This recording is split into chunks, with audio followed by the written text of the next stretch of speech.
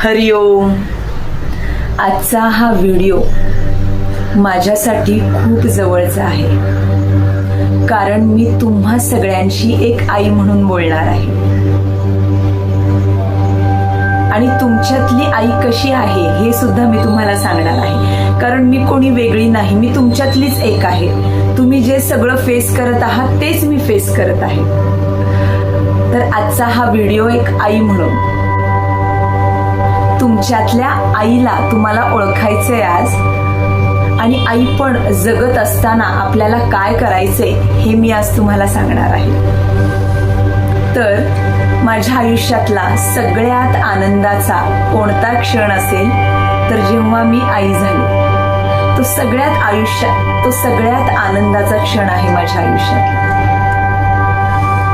आणि तेव्हापासून माझ्यातली आई कायम जागृत आहे. जेव्हा माझं बाळ आजारी असतं तेव्हा 2 वाजेपर्यंत जागून मिठाच्या पट्ट्या ठेवणारी ती माझ्यातली आई, आणि परत सकाळी 9 वाजता ऑफिसमध्ये पोचणारी ही सुद्धा माझ्यातली प्रोफेशनल कायम आई म्हणून जागृत असते. कारण फर्स्ट प्रायोरिटी हे माझं मूल आहे, आणि ते सगळ्यांचं असलं पाहिजे. अगदी बरोबर आहे, कारण माझंही अगदी तेच म्हणणं आहे. मग ती आपल्या मुलाची एक्झाम असू दे, तेव्हा फर्स्ट प्रायोरिटी ही माझी त्याची परीक्षा आहे. मग त्याचा अभ्यास, फक्त अभ्यास नाही, त्याचं पूर्ण शेड्यूल, त्याचं खाणं पिणं, त्याचं खेळणं, त्याला लागणारे ब्रेक, याची मी सगळी काळजी घेते, कारण माझ्यातली आई जागृत असते.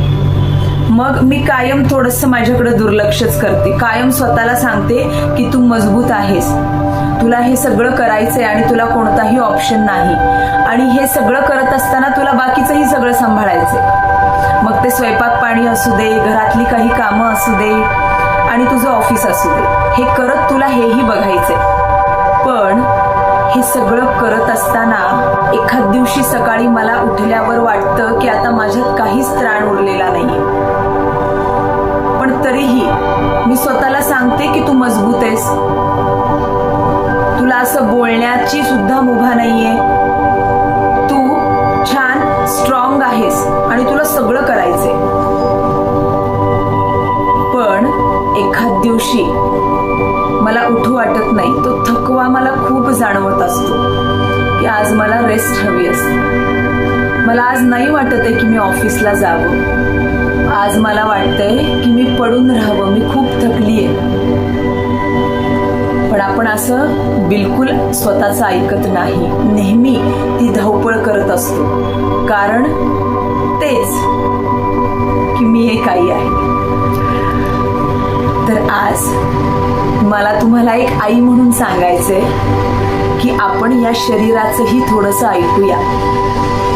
आई म्हणून कायम आपल्या बाळाशी, आपल्या बाळाच्या पाठीशी आपल्याला राहायचंय, त्याचं सगळं सुंदर करायचंय. पण हे आपण सगळं कधी करू शकतो, जेव्हा तुम्ही स्वस्थ असाल, शारीरिक दृष्ट्या, मानसिक दृष्ट्या. त्याचं सगळं करण्यासाठी तुम्ही खंबीर असाल. आणि थोडंसं आता आपल्या शरीराचं ऐकूया. आपल्यालाही थोडंसं आपल्या स्वतःच्या शरीराकडे थोडंसं वळूयात, त्यालाही थोडंसं वेळ देऊयात. आणि हे आपण कधी करू शकतो, जेव्हा आपण योगाकडे वळू. कारण योग हा फक्त शारीरिक नाहीये, तो मानसिक आहे, शारीरिक आहे, बौद्धिक आहे. सगळ्या दृष्टीने तुम्ही छान स्ट्रॉंग होणार आहात, आणि खऱ्या अर्थानं आपलं आईपण जगायला तयार होणार आहात. तर